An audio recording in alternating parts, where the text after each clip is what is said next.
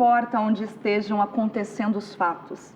A praticidade do rádio possibilita colocar notícias no ar enquanto elas ocorrem, a qualquer hora do dia ou da noite. O rádio, assim como a vida e as notícias, não param.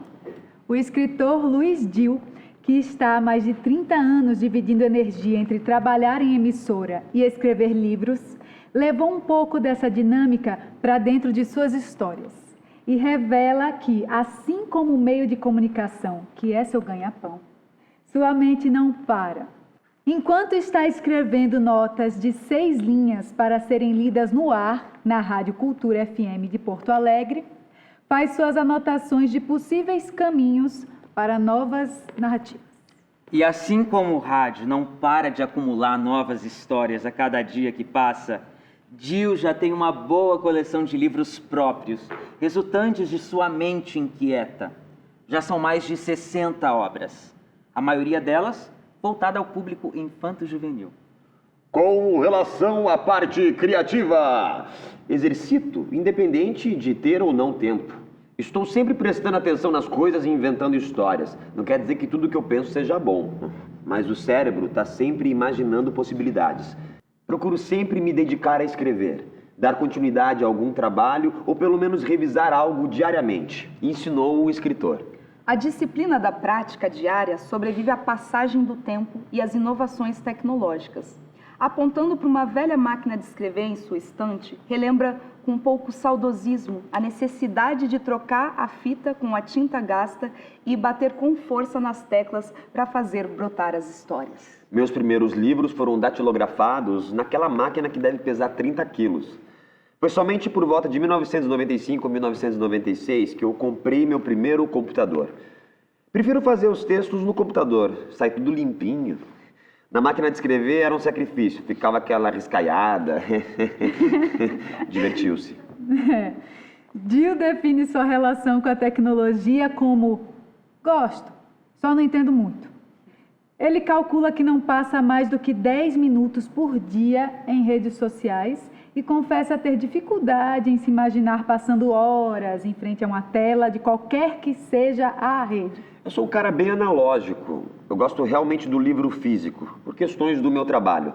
Eventualmente, com o regime de trabalho em home office durante a pandemia do coronavírus, não dá tempo de esperar o livro em casa para fazer uma resenha. Então eu tenho que ler na tela. É terrível, mas não tem outro jeito. Refletiu. O escritor, com experiência de 3 décadas de rádio, revela que as pessoas costumam falar para ele: Dil, você é um escritor jornalista. Mas fazendo uma pequena viagem no tempo, o autor lembra que o seu primeiro sonho foi ser escritor. Foi isso, inclusive, que o levou a escolher o curso universitário de jornalismo. Eu sempre quis ser escritor, desde a infância. Era uma coisa que estava definida desde muito cedo. Venho de uma família de leitores, sempre tive acesso a diversos livros e gostava bastante de ler, ainda quando criança, contou. O autor e jornalista de rádio nasceu em Porto Alegre, no bairro Petrópolis, a poucas casas de distância do endereço de Érico Veríssimo. A época em que eu nasci, em 1965, era um bairro residencial, bem tranquilo. A gente jogava bola na rua. Onde eu morava, passava pouco carro. Eram outros tempos. Hoje, esse bairro abriga ainda algumas casas, mas tem vários prédios e escritórios. Descreveu Dil, que sempre morou na capital do Rio Grande do Sul. Um dos maiores incentivos para ser leitor sempre esteve dentro de sua casa. A mãe de Dil era professora e sempre pegava emprestado livros da biblioteca da escola onde trabalhava. Também frequentava feiras de livro e conta que sempre ganhava um livrinho ou outro de presente. Começou as histórias voltadas para crianças e, com o tempo, se aproximou mais dos enredos desenrolados em formatos seriados na televisão. Gostando ou não, esses produtos para a TV têm uma estrutura até certo ponto clássica, do folhetim. A coisa de dar um intervalo comercial, deixar o suspense no ar. Comparou. Como nos anos 1970 e 1980, era mais difícil encontrar oficinas literárias e outros espaços para praticar a escrita. Jill viu nesses produtos culturais audiovisuais da época uma espécie de primeira escola da narrativa, em que ele fazia suas experiências, percebendo o que funcionava e o que não cabia tão bem. Acho que, de certa forma, aqueles seriados foram minha oficina literária. Toda essa bagagem, somando meu gosto pela leitura e, mais tarde, o jornalismo, influenciaram bastante no meu modo de escrever. Sintetizou. Entre as obras preferidas do garoto Louis Dill estavam Jornada nas Estrelas, A Viagem ao Fundo do Mar, Terra de Gigantes, Missão Impossível, o seriado, não os filmes, como faz questão de pontuar, Keno e tantos outros. Tinha muita coisa, quase tudo vindo de fora do Brasil. Eu sempre gostei muito de assistir esse tipo de seriado. Claro que a produção, você imagina, aquilo era feito com pouquíssimos recursos.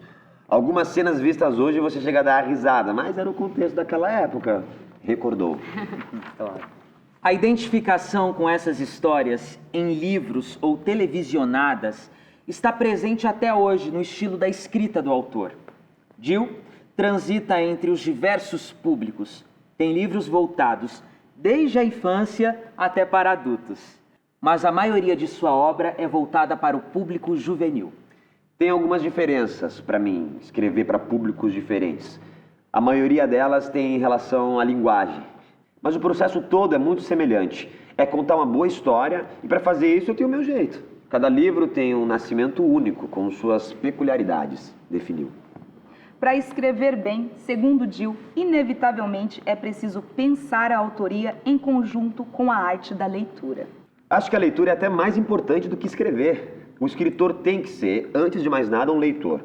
De uns 5 ou 6 anos para cá, eu fiz uma pós-graduação em literatura brasileira e tive um choque muito grande. Porque aí, por mais que tu leia, descobri que eu não conhecia muita coisa. Eu tenho me dedicado muito à literatura brasileira e faço isso com o maior prazer. Porque nossa literatura é impressionante. É uma das melhores do mundo. Temos muita gente boa, hein? Muita gente boa e que produziu livros fantásticos. Recomendou. Sem esconder sua fórmula para escrever e povoar os imaginários dos adolescentes e jovens brasileiros com suas histórias, Louis Dill faz um convite para que todo mundo dê ao menos uma chance para ser seduzido pelo mundo da leitura.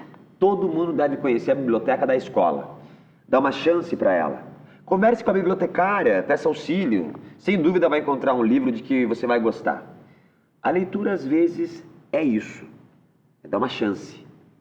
Todos os livros nas prateleiras da biblioteca são produtos. Só uma porção de papel.